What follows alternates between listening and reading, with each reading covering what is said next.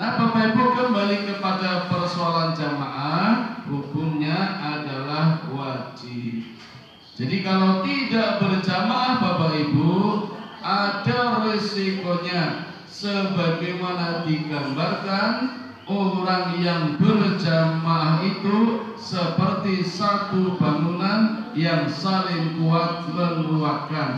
Itulah gambaran orang beriman yang harus berjamaah. Al-mu'minu lil mu'minina kal bunyani yasudu ba'duhu ba'dun. Orang beriman yang satu dengan orang beriman yang lain saling kuat menguatkan seperti bangunan yang kokoh. Seperti Masjid Al-Ngadi Sutati Bapak Ibu, ini kan bangunannya kokoh, diterjang badai tetap kuat. 2 malam berturut-turut badai petir tetap kuat. Sing ora kuat sing jamaah rada mantap. Masjidnya kuat. Kan putih-putih banjir loh Bu, jangan dikira. Assalamualaikum warahmatullahi wabarakatuh.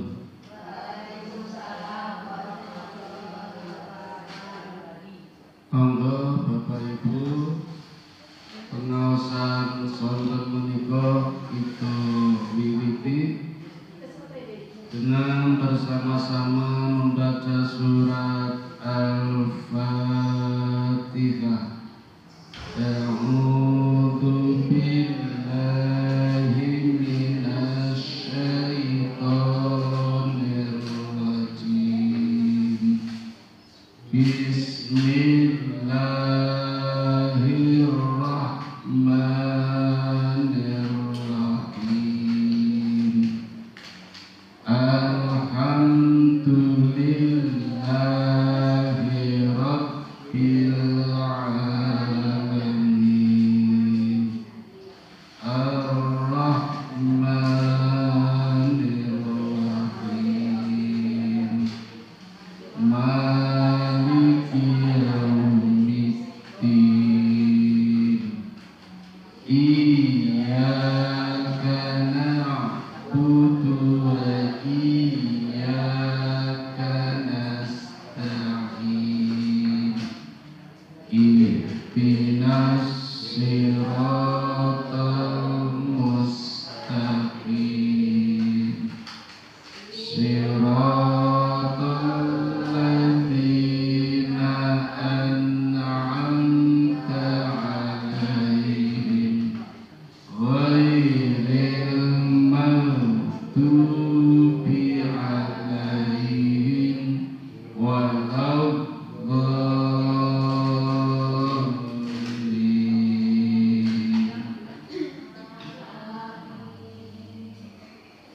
Asyhadu an la ilaha illallah wa asyhadu anna Muhammadar Rasulullah. Raditu billahi rabban wa bil islami dinan wa bi Muhammadin nabiyyan wa rasulah. Rabbi zidni ilma warzuqni fahma. Amin.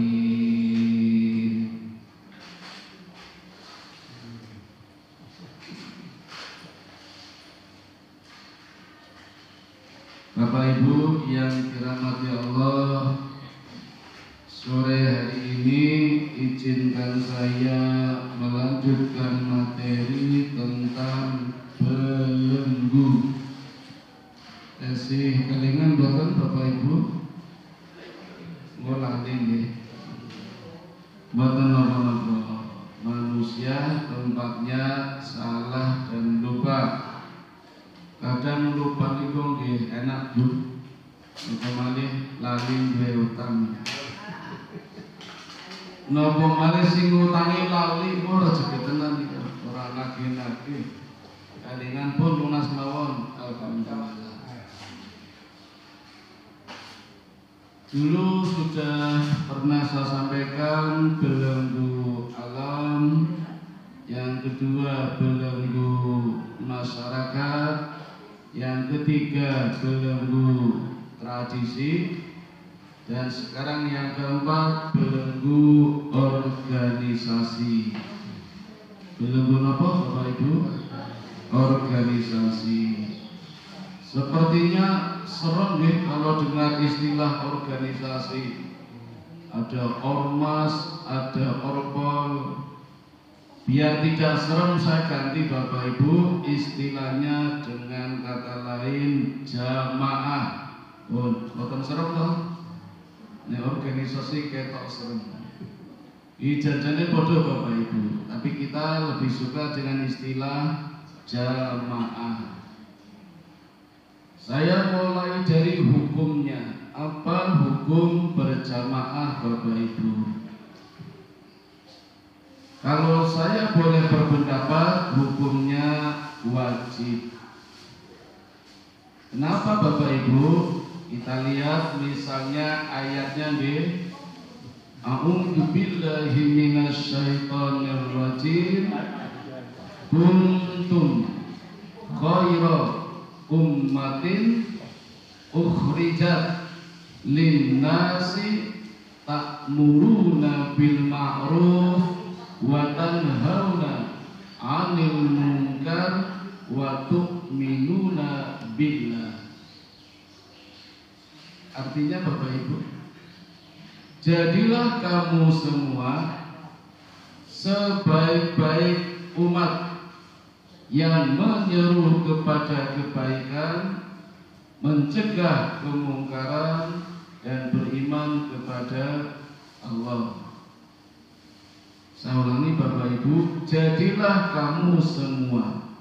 Nah ini kalimatnya jadilah kamu semua, bukan kamu. Kalau kamu semua berarti orangnya banyak atau sedikit? Banyak. Nah kalau banyak berarti berjamaah. Tapi kalau saya sendiri bilang sama Pak Andi, kamu Pak Andi, nah berarti cuma satu. Nah ini Allah bilang kepada kita semua, kamu bapak-bapak, ibu-ibu, jamaah Masjid Al-Nadi Sutati, dikandani kali Gusti Allah, jadilah kowe kabeh, jadilah kamu semua, berarti kan banyak. Gitu Bu. Nah banyak itu namanya berjamaah. Maka berjamaah hukumnya wajib. Ayat tadi diawali dengan kalimat kuntum. Kun itu jadilah, tum itu kamu semua. Itu dalam bahasa Arab, dalam namu sorof artinya banyak. Apa betul Bapak Ibu bahasa Arabnya? Huwa huma hum, hiya huma hunna, anta antuma antum, anti antuma antuna, anak nahnu. Betul apa lagi? Betul. Nah sakit putranya apa? Terutama yang sekolahnya di Muhammadiyah, di NU, kudunya apa? Ihsaniyah, Ma'arif, kudunya apa? Kan konten pelajaran bahasa Arab. Nanti kalau sampai nahnu sorof akan diajarkan itu. Grammar, kalau dalam bahasa Inggris tata bahasa. Bahasa Arab lebih sulit lagi Bapak Ibu. Grammarnya banyak. Kalau Inggris kan cuma present tense, past tense, continuous tense, perfect tense. Arab itu banyak. Yang saya sebutkan tadi itu berapa itu? Huwa huma hum, hiya huma hunna, anta antuma antum, anti antuma antuna, anak nahnu. 14 Bapak Ibu. Kesampingnya fa'ala yaf'alu fa'lan fahuwa fa'ilun wa dzaka maf'ulun uf'ul la taf'ul maf'alun maf'alun mif'alun. Berapa Bu? 10 kali 14 berapa? 140. Sulit sekali bahasa Arab itu. Makanya kalau bisa bahasa Arab berarti cerdas Bapak Ibu, ngalahkan bahasa Inggris. Nah, kembali ke kalimat tadi, berarti berjamaah hukumnya wajib. Apalagi tugasnya ada 3. 1. Ta'muruna bil ma'ruf, menyuruh kepada kebaikan. Sekarang Bapak Ibu mengajak kepada kebaikan, saatnya berjamaah. Sendiri tak mampu lagi Bapak Ibu, kalah. Mau maksiat saja berjamaah, ngopi-ngopi jamaah boten, jamaah miras jamaah boten, jamaah nek dhewean kalah diusir kali Pak RW wedi. Saiki cah-cah nom ngombe bareng-bareng Pak RW malah wedi. Mergo jamaah. Main kertu jamaah apa sendiri? Jamaah dhewean ora dikonco ngantuk. Sekarang maksiat saja berjamaah, zina saja berjamaah nih. Maka kebaikan saatnya berjamaah, tidak sendirian. Apalagi mencegah kemungkaran, tugas yang kedua. Wa tanhauna 'anil munkar, lebih sulit lagi daripada mengajak kebaikan. Jujur saja Bapak Ibu, jenengan berangkat dari rumah tadi menuju ke sini ngejak-ngejak koncone boten. Ngejak sing pun kulino, sing dereng wani boten. Kadang diliwati loh, diliwati rada isin ndunglo ora penak. Jadi ternyata mengajak kebaikan saja sulit, mencegah lebih sulit. Dan yang ketiga, tetap beriman kepada Allah dengan keimanan yang mantap, manfaat, maslahat. Nah, itu yang mewajibkan kita berjamaah. Apalagi Bapak Ibu, berjamaah itu lebih baik daripada sendiri. Meskipun sendiri lebih baik daripada berteman jahat. Nabi juga pernah sendiri Bapak Ibu ketika teman-temannya jahat, masyarakatnya buruk. Nabi lebih baik sendiri. Uzlah di Gua Hira selama 5 tahun. 5 tahun uzlah di Gua Hira, menyendiri, bukannya takut, tapi mencari jawaban bagaimana cara menyelesaikan masalah di masyarakat. Solusinya apa? Setelah mendapatkan jawaban, dapat firman Allah 5 ayat, Iqra bismi rabbikal ladzi khalaq, khalaqal insana min 'alaq, Iqra wa rabbukal akramul ladzi 'allama bil qalam, 'allamal insana ma lam ya'lam. Nabi kembali ke masyarakat, berdakwah, mengajak kebaikan, mencegah kemungkaran, dan tetap beriman kepada Allah dengan iman yang mantap, manfaat, maslahat. Itu Nabi Bapak Ibu. Kita umatnya juga harus mengikutinya. Maka sekali lagi, meskipun sendiri lebih baik daripada berteman jahat, lebih baik berjamaah daripada sendiri. Kita sholat saja Bapak Ibu sebaiknya berjamaah, pahalanya lebih besar daripada sendiri. Ada yang bilang 27 kali lipatnya, ada yang bilang 27 derajat. Insya Allah Bapak Ibu ketika kita sholat berjamaah, walaupun tidak khusyuk tetap sah Pak. Imamnya nggak khusyuk, makmumnya khusyuk, sholatnya sah, dibantu oleh makmum. Makmumnya tidak khusyuk, imamnya khusyuk, sah, dibantu oleh imam, saling membantu. Imamnya tidak khusyuk, makmumnya tidak khusyuk, ada malaikat yang mendoakan. Kalau kita berdoa, malaikat mengamini, jadi sah sholatnya. Maka pahalanya sholat berjamaah, khusyuk tidak khusyuk, tetap 27 derajat. Coba kalau sholat sendiri Bapak Ibu pahalanya berapa? 1 kalau sah. Kalau tidak sah 0. Nggak ada pahalanya. Nggak ada yang mendukung, nggak ada yang membantu, nggak ada makmumnya, imam-imam dewi, nggak ada yang membantu. Malaikat juga mungkin nggak ada, paling malaikat Israfil yang siap mencabut nyawa kita. Kalau kita jamaah Bapak Ibu, paling tidak malaikatnya banyak. Pengajian seperti ini saja Bapak Ibu di atas kita dihadiri oleh 70.000 malaikat. Ini orangnya kalau naik kotor jenengan bukti mangke. Apalagi bacaan Qur'annya bagus. Ada sahabat Nabi bernama Ibnu Mas'ud. Beliau cerita kepada Rasulullah, "Ya Nabi, saya kalau sholat kok seperti nggak khusyuk. Terdengar suara gemuruh di sebelah kanan saya, di sebelah kiri juga, dan di atas suara bergumul, Pak.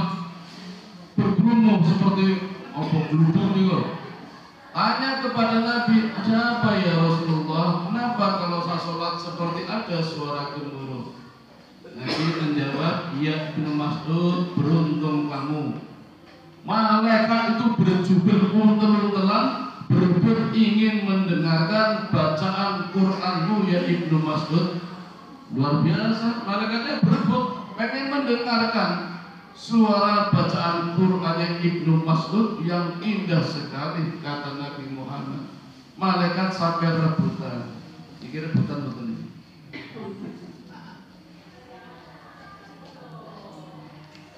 Ada lagi yang namanya Abu Dawud yang sering meriwayatkan hadis. Itu juga suaranya bagus Bapak Ibu ketika membaca Quran. Abu Dawud, Pak, nama aslinya Sulaiman.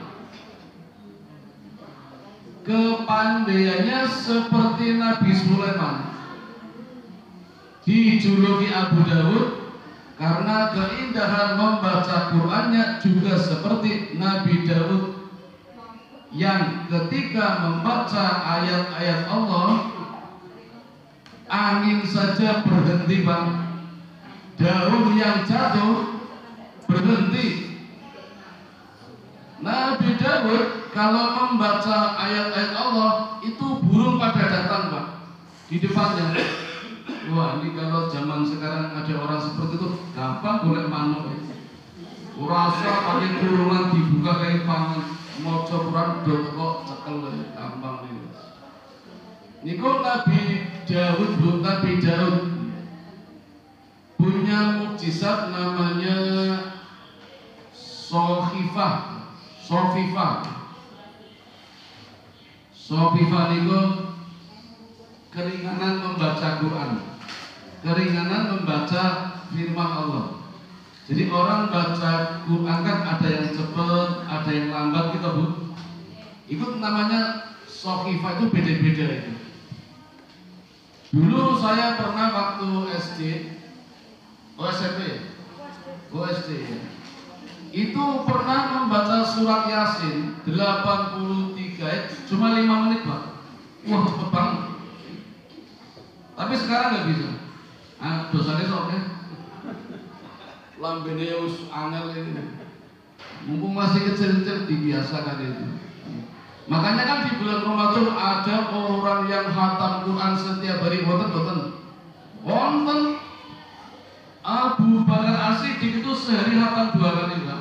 Pagi khatam, malam khatam 2 kali. Salahuddin Al-Ayyubi itu kalau baca Quran setiap malam 1 juz. Selesai? Belum, masih mengundang 3 ulama. Di depan Salahuddin, 3 ulama ini masing-masing disuruh membaca Quran 1 juz, berarti 3 juz. Ditambah punya dia sendiri 1 juz, berarti 1 malam 4 juz. 1 minggu khatam. Niko Salahuddin Al-Ayyubi. Nah Bapak Ibu, kalau kita 1 bulan tidak bisa khatam 30 juz, paling tidak 1 juz. 1 juz tidak bisa, paling tidak membaca 1 surat. Surat Yasin yang 83 ayat. Nah Bapak Ibu, kembali kepada persoalan jamaah, hukumnya adalah wajib. Jadi kalau tidak berjamaah Bapak Ibu, ada resikonya sebagaimana digambarkan, orang yang berjamaah itu seperti satu bangunan yang saling kuat menguatkan. Itulah gambaran orang beriman yang harus berjamaah. Al-mu'minu lil mu'minina kal bunyani yasudu ba'duhu ba'dun. Orang beriman yang satu dengan orang beriman yang lain saling kuat menguatkan seperti bangunan yang kokoh. Seperti Masjid Al-Ngadi Sutati Bapak Ibu, ini kan bangunannya kokoh, diterjang badai tetap kuat. 2 malam berturut-turut badai petir tetap kuat. Sing ora kuat sing jamaah rada mangkat. Masjidnya kuat. Kan putih-putih banjir loh Bu, jangan dikira. Manguntapan Imogiri Bambang Lipuro. Banjir nih loh, rumah-rumah terpendam. Ono sing dodolan bakulan wis mulaan go hari terakhir menjelang lebaran malah kerendam. Wah, rusak kabeh ora payu kabeh.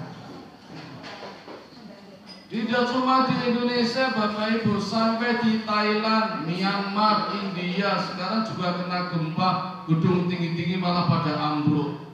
Padahal gedung-gedungnya itu rusun. Rusun kan singinnya kata loh Bu.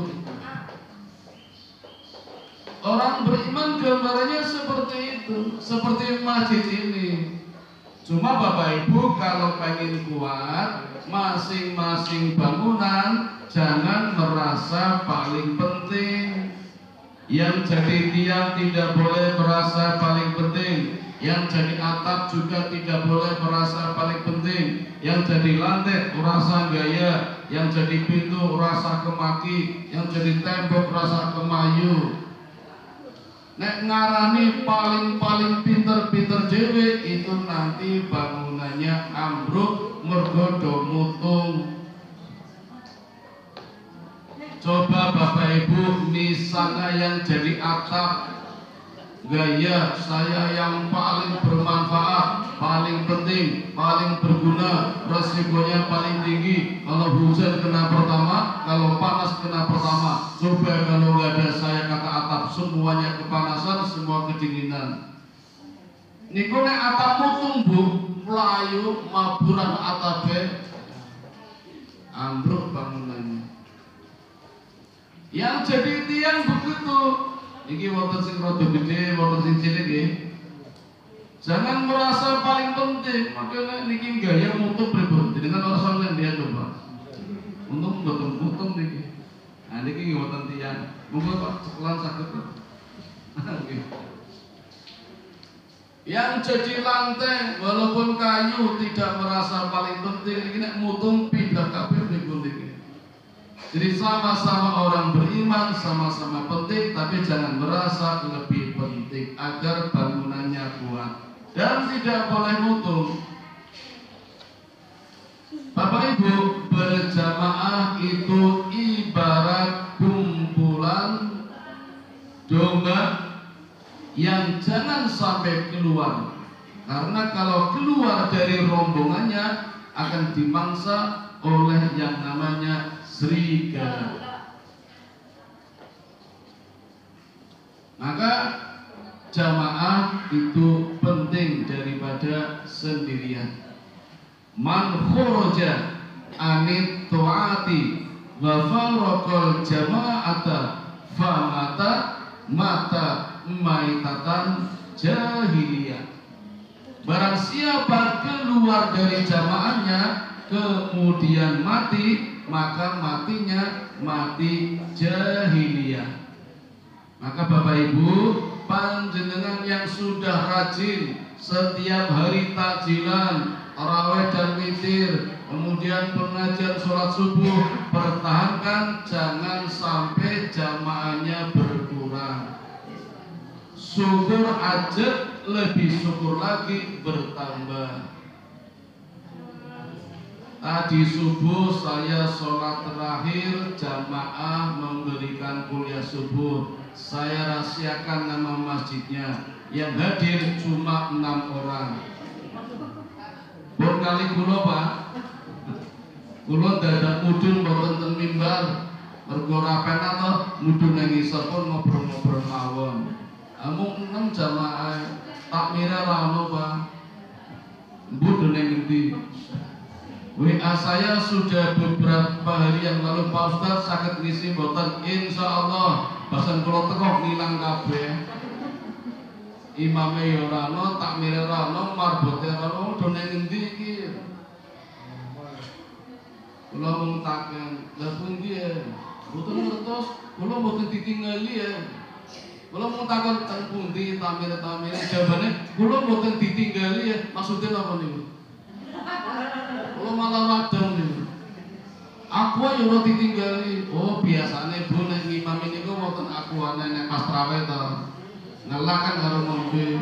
Lah niku aku wae ora ono niki ngapunten kata sebut masjidnya. Kula jane kapok niki. Bukannya saya boten ikhlas, Pak, tapi bertahun-tahun nggak ada perubahan kan malah tambah buruk, tambah jelek, nggak ada peningkatan, nggak ada kualitas. Kalau nanti hadir pengajian buka bersama, tak enteni nganti meh maghrib, rano sing teko Pak. Kalau ngertine nek buka bersama kan kakek kados ngaten. Jam 4 teko, setengah 5 tak enteni, jam 5 rada teko. Sing teko cah cilik-cilik. Cah cilik-cilik. Jebul TPA. Ibu-ibu wong siji jebul gurune. Nanti setengah 6, nanti mek ada kula mboten isi ya. Lihat ningali mau cacat TPA.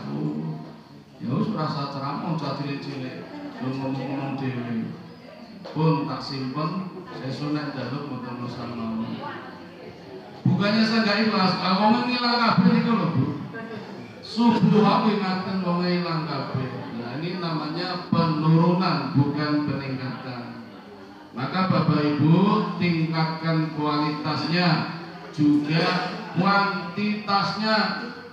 Tingkat apa nih berbodoh. Acaranya sudah beda. Ya dicoba dulu.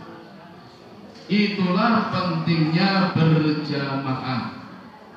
Sampai-sampai Umar bin Khattab mengatakan, la Islam illa jamaah, la jamaah illa imamah, la imamah illa ta'ah, la ta'ah illa ikhlas.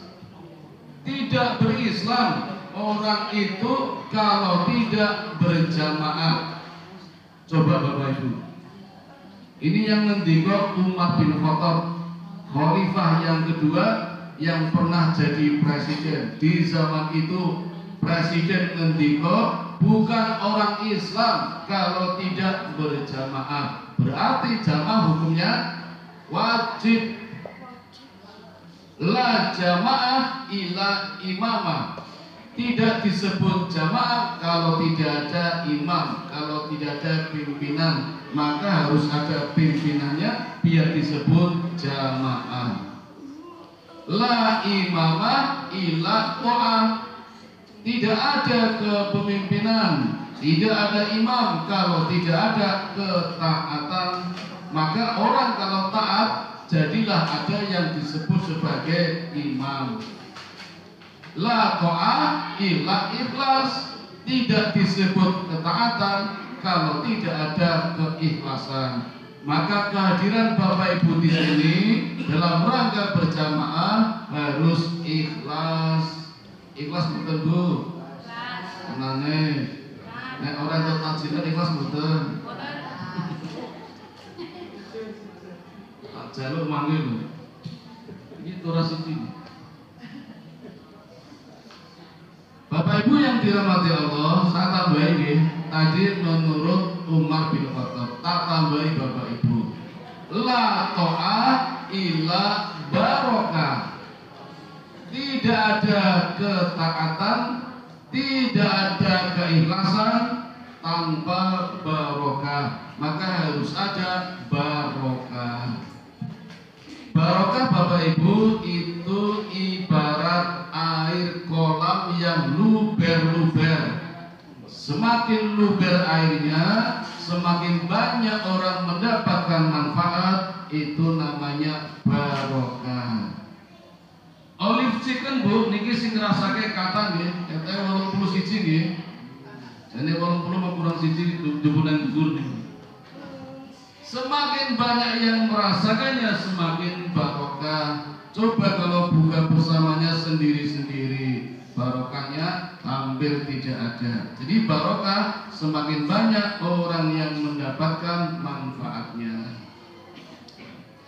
Contoh lainnya misalnya wong dodolan angkringan Bu, teh panas niki teng angkringan pinten sagelas? 3.000. Orang terus tengah. Napa orang setengah? Pasang pinten? Pasang pinten? Oh kali setengah. Pun manut kula lah. Niki pinten iki? Kula dipasang mawon. Wes 3.000 nggih. Untuk membuat teh anget seharga 3.000 rupiah, murah nggih? Murah apa larang? Murah. Ternyata dibutuhkan banyak perusahaan, ratusan tenaga kerja, bahkan mungkin ribuan tangan-tangan manusia. Hanya satu teh anget Bapak Ibu dibutuhkan pabrik teh, pabrik gula, pabrik kelas. Coba di pabrik banyak karyawannya, banyak tangan-tangan manusia. Niki nembe sagelas teh anget. Kalau mau jadi es teh dibutuhkan pabrik es batu. Tumbase diunjuk mboten teng angkringan, dibawa pulang, bungkus Pak. Berarti tambah lagi perusahaan plastik. Plastiknya dikareti, tambah perusahaan karet. Ngombene nganggo sedotan, tambah perusahaan sedotan. Pun pinten perusahaan? Ada toh? Sing tuku nganggo sandal mboten. Amoso tuku es teh ora sandalan nyagar, dirasani Pak RW iki wong disi ora sandalan. Nganggo sandal sing tuku. Butuh perusahaan sandal. Bakule yang nganggo sandal, sandalnya pedot disambung nganggo peniti, butuh perusahaan peniti. Sing dodol angkringan wonten diklik mboten? Wonten, butuh perusahaan diklik, butuh telur niku. Kasih pura sing tuku akeh, gelar kloso, tuku kloso, butuh perusahaan kloso. Angkringane nganggo tenda mboten? Butuh tenda, udan ya mau seorang tenda, tambah lagi perusahaan tenda. Sing tuku kelambinan mboten? Ayo mosok butuh. Nah, hanya teh anget Pak seharga 3.000, ternyata butuh puluhan perusahaan, butuh ratusan tenaga kerja, dan butuh ribuan tangan-tangan manusia. Itulah yang namanya barokah. Di dalamnya ada jamaah. Coba kalau sendiri enggak barokah, tutulan angkringan dhewe ora sing tuku, barokah mboten? Ora barokah. Kudu ana sing tuku biar barokah. Niku nembe angkringan. Ngaten iki Bapak Ibu. Nah, sekarang persoalannya Bapak Ibu. Barokah tadi kaitannya dengan ketaatan. Ini jamnya pun bukan nih. Kecepatan nih. Angkat di kode nih. Wow, jam pas mulai pengajar jam 5 ibu tiga ini Pak belum 5 menit Pak. Memakai batal. Jadi ukuran barokah adalah ketaatan. Kita sering mendoakan orang, biasanya pas manten, mugi-mugi barokah nggih. Kita Bu, mugi-mugi barokah nggih. Nggih, insyaallah barokah. Tapi sebenarnya Bapak Ibu, barokah itu adalah semakin taat.